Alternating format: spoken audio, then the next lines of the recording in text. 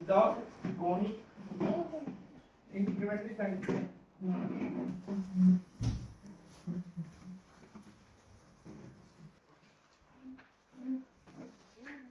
I believe the conic incrementally condition resulting in the complex interaction of intestinal microbiota and host immunity. अभी किसमें होता है mainly जो genetically expose individual होता है, genetically प्रीडिस्पोज्ड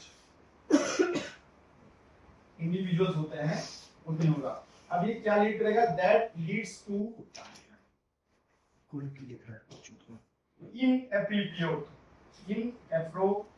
inappropriate mucosal immune activation। धीरे धीरे कर रहा है ना, कुछ होगा एक्शन फास्ट मतलब इसमें इम्यूनिटी कंडीशन होता है और इसमें क्या होता है? कॉम्प्लेक्स इंटरेक्शन होगा किसके? Intestinal microbiota and host immunity. उसकी वजह से क्या हो जाएगा कि जो म्यूकोसल इम्यून सिस्टम है उसका इनएप्रोप्रिएट एक्टिवेशन हो जाएगा। अब इसकी वजह से क्या होगा? जो इन्फ्लेमेशन होगा प्लस मतलब इनएप्रोप्रिएट एक्टिवेशन होगा इसका म्यूकोसल इम्यून सिस्टम का। उसकी वजह से क्या होगा? यहाँ पे इम्यून मीडिएटेड इन्फ्लेमेशन होगा। इम्यून मीडिएटेड इन्फ्लेमेशन, जब इम्यून मीडिएटेड इन्फ्लेमेशन ऑफ इसका इंटेस्टाइन का होगा, इंटेस्टाइन उसकी वजह से क्या हो जाएगा? आईबीडी। आईबीडी दो टाइप का होता है, दो एंटिटी होती है। सबसे पहला है क्रोहन डिजीज, दूसरा अल्सरेटिव कोलाइटिस। क्रोहन डिजीज और अल्सरेटिव कोलाइटिस। सबसे पहले बात करेंगे एपिडेमियोलॉजी। इसमें सबसे पहले एज फैक्टर की बात करेंगे तो बाई मॉडल डिस्ट्रीब्यूशन होता है। मतलब इसमें पे दो पीक आती है। फर्स्ट पीक आएगा 15 से 30 ईयर में और दूसरा पीक आता है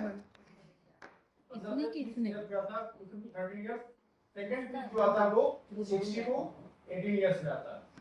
दूसरी बात करें जेंडर की। जेंडर में male ratio female ratio Crohn disease में होता है 1.8:1 होता है और अल्सरेटिव कोलाइटिस में 1:1 होता है। अगला बात करेंगे अगर सोशियो इकोनॉमिक ग्रुप बात करेंगे तो जो हायर सोशियो इकोनॉमिक ग्रुप होते हैं उनमें मोर कॉमन होता है rather than लो सोशियो इकोनॉमिक ग्रुप में। और अर्बन एरिया में बहुत ज्यादा कॉमन होता है। अर्बन एरिया में more common than rural area. उसके बाद बात करते हैं रिस्क फैक्टर की। रिस्क फैक्टर में सबसे पहला रेड मीट तू तो बोले चाय फूड खाता हूँ और मैं जंक फूड खाता हूँ। रिस्क फैक्टर में सबसे पहला जेनेटिक फैक्टर। जेनेटिक फैक्टर में सबसे पहले बात करेंगे कि जो strong family history of IBD, strong family history of IBD उनमें कॉमन होगा। दूसरा है कि म्यूटेशन हो नॉट 2 जीन में, not 2 gene polymorphism and card 15 gene. तीसरा है HLA B27 association. Second sector की बात करेंगे smoking. Cigarette smoking. Crohn disease में क्या होता है कि रिस्क फैक्टर होता है लेकिन अल्सरेटिव कोलाइटिस में प्रोटेक्टिव फैक्टर होता है। उसके बाद सिगरेट पीना शुरू करते हैं नहीं ना। नेक्स्ट है तीसरा environmental factor. Smoking is protective इसमें होता है। इन्वायरमेंटल फैक्टर में वेस्टर्न डाइट और या फिर high fat diet, high sugar diet, उस केस में क्या है ये भी रिस्क फैक्टर होता है। अगला है ओसीपी ओरल कॉन्ट्रासेप्टिव पिल्स। और एक होता है हाइजीन हाइपोथेसिस।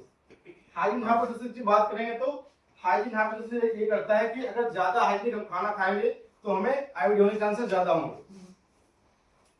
अब हम बात करते हैं पैथोजेनेसिस। एक नहीं बता एंटीबायोटिक वाला भी फिर तुम बोलो फर्स्ट ईयर में दिया था तो हम देते हैं पैथोजेनेसिस डॉक्यूमेंट जितना बेस्ट कर रहा है जेनेटिक ससेप्टिबिलिटी कंपाइलर कर दिया जेजू में प्लस इन्वायरमेंटल फैक्टर, दोनों मिलकर क्या करते हैं, जो हमारे माइक्रोडाइटा है उसमें क्या करेंगे, डिसबायोसिस कराएंगे, डिसबायोसिस। दूसरा जो इपिथेलियल बैरियर होता है, इपिथेलियल बैरियर, उसमें डिफेक्ट करा देंगे।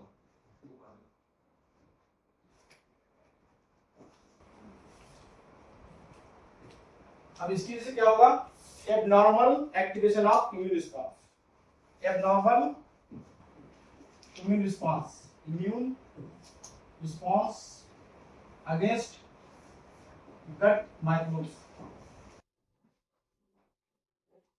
जो म्यूकोसा का है वो एबनॉर्मल इम्यून रिस्पांस हो जाएगा किसके अगेंस्ट, गट माइक्रोब्स। अब उसके बाद से क्या हो जाएगा, जो सेल्स होती है उस सेल्स होती हैं EH1 cell, EH1 and EH17 cell, इसको एक्टिवेट करा देंगे। जब एक्टिवेट होगा तो इसकी वजह से क्या होगा, क्रोहन डिजीज। अगर ये EH2 होगा, EH2 सेल को एक्टिवेट करेगा, ये किस केस में होगा, अल्सरेटिव कोलाइटिस। अगर ये एक्टिवेट हो गया तो अगले क्या कराएंगे, ये दोनों सब मिलकर क्या कराएंगे, साइटोकाइन का रिलीज कराएंगे, रिलीज ऑफ साइटोकाइन। साइटोकाइन कौन कौन से साइटोकाइन है, पहला गामा इंटरफेरॉन, दूसरा TNF अल्फा, इंटरल्यूकिन 10, 17, 23, ये सारे क्या है, क्या कराएंगे, क्रोनिक इन्फ्लेमेशन कराएंगे। इसका क्रोनिक इन्फ्लेमेशन कराएंगे इंटेस्टाइन का, उसकी वजह से क्या हो जाएगा, क्लियर। आगे अब इसके आगे बात करते हैं हम लोग इंडिविजुअल डिजीज को हम लोग डिस्कस करेंगे। सबसे पहले Crohn disease.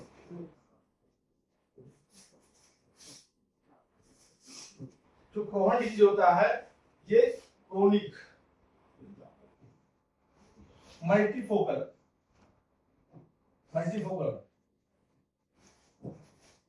Relapsing and remitting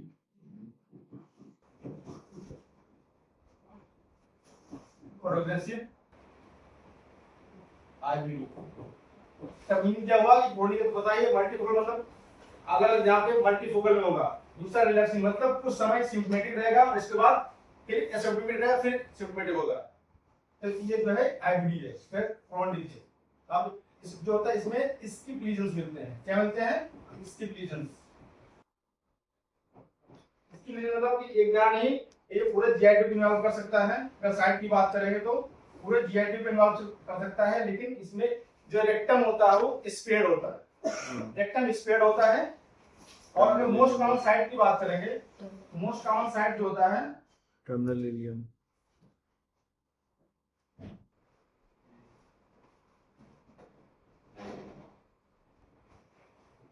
ये terminal ileum. Most common site क्या होता है, टर्मिनल इलियम। दूसरा क्या होता है, इलियोसिकल जंक्शन। तीसरा होता है सीकम।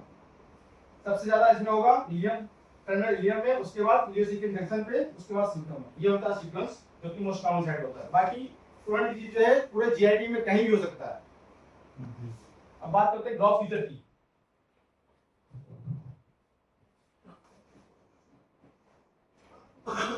ग्रॉस फीचर सबसे पहले हमने बात किया स्किप लीजन। स्किप लीजन मतलब यह है कहीं भी अलग अलग जगह पे मिलेगा, एक जगह नहीं मिलेगा, जो कि डिफरेंशिएटिंग फीचर होता है अल्सरेटिव कोलाइटिस से। अल्सरेटिव कोलाइटिस में कॉन्टिन्यूअस लीजन मिलता है।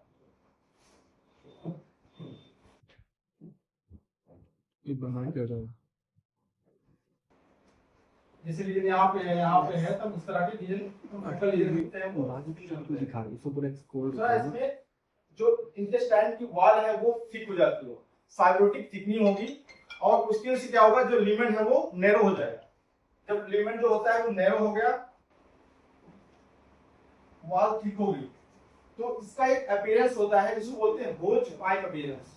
क्या बोलते हैं, hose pipe appearance, hose pipe appearance. अगर इसको हम रेडियोलॉजी में जो है बैरियम मील थ्रो बोलते हैं, इसको बैरियम मील थ्रो करते हैं, तो उसमें क्या होता है कि स्टिंग साइन मिलता है। एक साइन मिलता है, क्या बोलते हैं उसको, स्टिंग साइन। पीछे लॉजिक ये है कि जो इसका वॉल है वो थिक हो गया, ल्यूमेंट नैरो हो गया। अगला बात करेंगे अल्सर, इसमें अल्सर मिलेगा। अल्सर में जो मिलेगा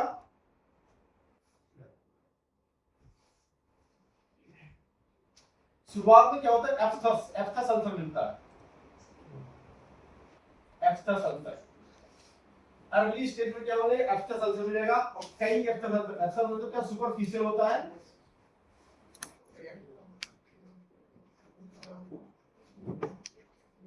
जो एफ्थस अल्सर होता है वो इस तरह होता है। जब कई सारे एफ्थस अल्सर मिल जाते हैं, फ्यूज हो जाते हैं, उसकी वजह से जो है एक पैटर्न बनाते हैं स्नेक की तरह, ऐसे ऐसे ऐसे, उसको बोलते हैं सर्पेंटाइन अल्सर। सर्पेंट वो बंद नहीं मुख्य चीज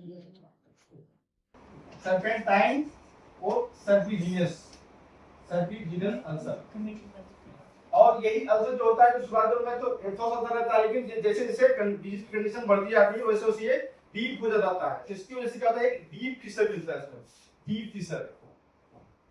डीप फिशर, जब डीप फिशर होता है, अगर इसकी ओपनिंग थोड़ा थोड़ा हो जाएगी तो क्या बन जाएगा, फिस्टुला बन जाएगा, या फिर sinus tract, fistula, sinus tract, last में क्या परफोरेशन हो जाएगा। ये सब कॉम्प्लिकेशन क्रोनिक डिजीज के। अब बात करते हैं कि क्रीपिंग फैट मिलता है, क्रीपिंग फैट। क्रीपिंग फैट की बात करें, जो नॉर्मली जो इंटेस्टाइन होता है, फैट जो है मिलिट्री के लॉन्ग होता है, इधर मिलिट्री होती है उधर ही फैट होता है। लेकिन अगर जो है डिजीज जो है बहुत ज्यादा जो एनवायरनमेंट है उसका ट्रांसमिटेड एनवायरनमेंट होगा, तो जो फैट होता है वो क्या करता है, फैट पूरा इंसर्किल कर देता है। जब फैट पूरा इंसर्किल कर देता है उसी कंडीशन को बोलते हैं क्रीपिंग फैट। और एक होता है इसमें copper stone appearance, copper stone appearance. इसमें क्या होता है, जो दो अल्सर के बीच में, दो अल्सर है उसके बीच में जो म्यूकोसा होती है वो स्वेलअप हो जाती है। जो म्यूकोसा स्वेलअप हो जाती है तो ये अल्सर देता है कि ये यहाँ पे म्यूकोसा और म्यूकोसा है, यहाँ पे अल्सर है, तो ये जो ऊपर से जगह देखेंगे लोग, ये कॉपर स्टोन का अपीयरेंस देता है। और उसके बाद अब इसमें जो है इन्फ्लेमेशन है तो लास्ट में क्या फाइब्रोसिस हो जाएगा। फाइब्रोसिस से क्या हो सकता है कि इंटेस्टाइनल पावर एडेशन हो सकता है। इतना आगे नहीं रखना था करने का। और जब यहाँ पे जो वाल कितनी हो रही है तो लास्ट में क्या हो जाएगा, स्ट्रक्चर बन सकता है। इसके सारे क्रॉस में साइन ले लो। अब बात करें माइक्रोस्कोपिक की तरह प्रोहन, वहीं आगे रख ऑयल के पास। माइक्रोस्कोपिक पिक्चर पर सबसे पहले दिखता है अल्सर जो दिखेगा इसमें शुरुआत में वो दिखेगा पैची म्यूकोसल अल्सरेशन, फिर शायद डीप फिशर। देख भी नहीं मुझे ये चाहिए लिखा हुआ है बस सक्सेस साइन। चलो हाँ लिखा हुआ है बस साइन लेना।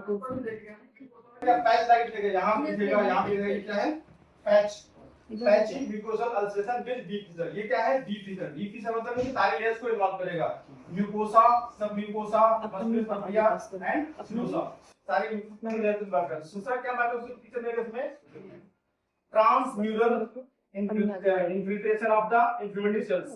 इन्फ्लेमेटरी सेल्स कौन कौन से होंगे, क्रॉनिक होंगे, इसमें लिम्फोसाइट होगा, प्लाज्मा सेल होगा और मैक्रोफेज। मतलब पूरा सारी लेयर्स में क्या होगी, इन्फ्लेमेटरी सेल्स खुलेगी। और इसमें जो स्पेसिफिक चीज होता है वो नॉन कैजेटिन ग्रेनोमा, नॉन कैजेटिन ग्रेनोमा इसमें मिलता है, अल्सरेटिव कोलाइटिस में नहीं मिलता है, ये डिफरेंशिएटिव फीचर होता है नॉन कैजेटिन ग्रेनोमा। और लास्ट में इसमें एक और चीज मिलता है क्या, सबम्यूकोसा वाइडनिंग। सबम्यूकोसा वाइडनिंग क्या होता है कि एडिमा की वजह से क्या होता है, जो सबम्यूकोसा लेयर होती है उसकी वाइडनिंग हो जाती है। याद याद रखना मैं डाल देता सबम्यूकोसा वाइडनिंग, ग्लूको एडिमा, ये सारे चीजें मिलते हैं माइक्रोस्कोपिक फीचर होते हैं। अब ग्लूको फीचर की बात करेंगे, ग्लूको फीचर ऑफ क्रोनिक डिजीज, इसमें मैं ये कहता हूं माइल्ड डायरिया मिलेगा, माइल्ड डायरिया। और फीवर मिल सकता है इसमें, fever, abdominal pain. Abdominal pain में मोस्ट कॉमन साइड क्या होगा, वाइड लोअर क्वाड्रेंट पेन। सबसे कॉम्प्लिकेशन की बात करेंगे सबसे पहला क्या हो सकता है, परफोरेशन हो सकता है, फिस्टुला हो सकता है, एनीमिया हो सकता है, ये सारी चीजें हो सकती है इसमें कॉम्प्लिकेशन में। अब बात करते हैं हम लोग ulcerative colitis. Ulcerative colitis, ulcerative colitis क्या होता है, severe chronic destructive and ulcerative IBD. मतलब मेनली इसमें क्या होगा कि क्रोनिक क्रिप्स का डिस्ट्रक्टिव जो है उसका डिस्ट्रक्शन होगा और अल्सरेशन मिलेगा। और खास बात क्या है इसमें, कंटीन्यूअस डिजीज मिलते हैं। जो क्रोनिक डिजीज था उसमें इसके लीजन्स मिल रहे थे, लेकिन यहाँ पे क्या हुआ, कंटीन्यूअस मिलेगा। कंटीन्यूअस डिजीज की बात करें तो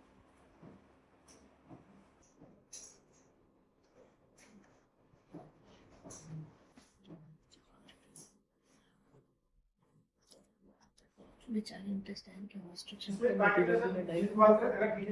डिवीजन यहाँ से है, ये पूरा यहाँ पे रहेगा, इस तरह का पूरा कंटीन्यूअस, ऐसा नहीं कि फोकल में नहीं रहेगा। तो अगर वैसे मेनली जो साइड होता है इसका मेन साइड का होता है रेक्टम एंड कोलन।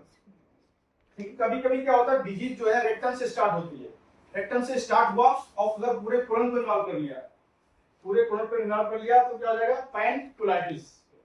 लेकिन अगर यही जो है कोलन के बजाय कहां चला जाए, इलियम में, इलियम में चला गया, इसको बोलते हैं बैकवास्कुलाइटिस। क्या बोलते हैं, बैकवास्कुलाइटिस। ये सब सारी चीजें हैं बैकवास्कुलाइटिस। बच्चा टॉक्सिक इसके बाद बात करें ग्रॉस फीचर्स। ग्रॉस फीचर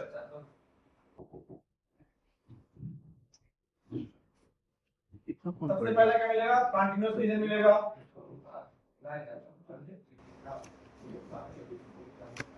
दूसरा सुपरफिशियल म्यूकोसल अल्सर। मेरी किताब की साथ मेरी भी होगी ना। Very nice. Superficial mucosal ulcer, यहाँ पे जो अल्सर होगा वो ब्रॉड बेस्ड अल्सर होगा। वहां पे क्या था, एप्थोस था, मतलब सुपरफिशियल था, स्मॉल था, लेकिन यहाँ पे क्या होगा, ब्रॉड बेस्ड अल्सर। और दूसरी चीज क्या है, जो कोलन का लॉन्ग एक्सिस होगा, उसके लॉन्ग अल्सर होगा। सिर्फ रंगा है, उस पे मत जाओ, याद नहीं, मेरे मुझे कुछ याद नहीं, बस रंगा है। फिर भी तूने सब पढ़ रखा है।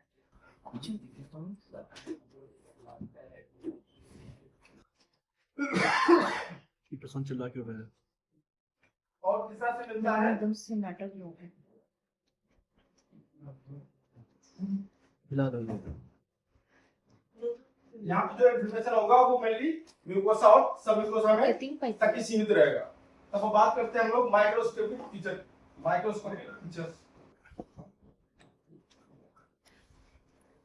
अखिलेश को जिले की जरूरत है। मिलाई ग्रिप्स। सबसे पहला क्या मिलेगा यहाँ पे, सुपरफिशियल म्यूकोसल अल्सर। जो अखिलेश का है वो इसका, होगा जो अखिलेश का है इसी का। म्यूकोसा और सब म्यूकोसा में होगा। यहाँ पे ट्रांसफ्यूजन नहीं है, जो क्रोनिक डिजीज में क्या था, सारे लेयर्स को इन्वॉल्व कर रहा था। यहाँ पे क्या है, म्यूकोसा और सब म्यूकोसा में ही यहाँ पे अखिलेश का बिल्कुल नहीं confined to mucosa and submucosa। ये बिहारी है। तीसरा से मिलेगा क्रिप्टाइटिस। क्रिप्टाइटिस में क्या है, क्रिप्टाइटिस। दूसरा क्या मिलेगा, क्रिप्टैप्सिस। क्रिप्टैप्सिस में क्या होता है, जो क्रिप्ट होता है उसके नीचे जो है न्यूट्रोफिल्स इकट्ठा हो जाते हैं, यहाँ पे पूरा एक गुच्छा मिलता है, तो इसको बोलता है क्या, यहाँ पे क्रिप्टैप्सिस फॉर्मेशन हो गया। अगला है डिस्ट्रक्शन होता है। जब ये सब सारी चीजें ज्यादा हो जाएंगी फिर क्या हो जाएगा, डिस्ट्रक्शन होगा। लास्ट है कि इसमें बेसल प्लाज्मा साइटोसिस। इसमें क्या होता है, जो क्रिप्स होते हैं, क्रिप्स उसके नीचे क्या होता है, प्लाज्मा सेल्स आके इकट्ठा हो जाती है, इसको बोलते हैं basal plasma cytosis. Clinical feature की बात करेंगे तो वहां पे क्या था, माइल्ड डायरिया था, यहाँ पे अटैक ऑफ ब्लडी डायरिया होता है, attack of bloody diarrhoea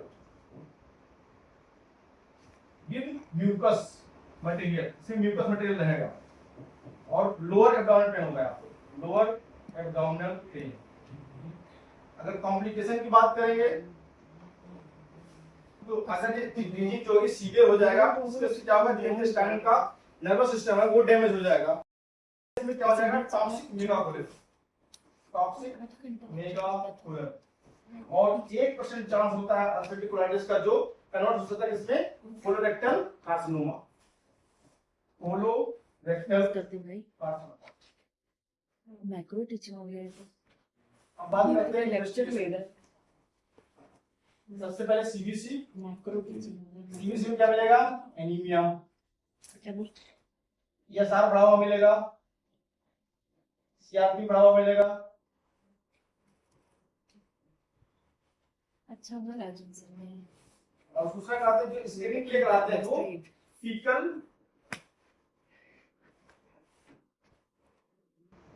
कैलप्रोटेक्टिन, faecal कैलप्रोटेक्टिन। ये क्या होता है, स्किन टेस्ट होता है और हाईली सेंसिटिव होता है और नॉन इन्वेजिव होता है। और इसमें कराते हैं सीरोलॉजिकल मार्कर, सीरोलॉजिकल मार्कर। सबसे पहले P ANCA, peri nuclear anti neutrophil ANCA अरे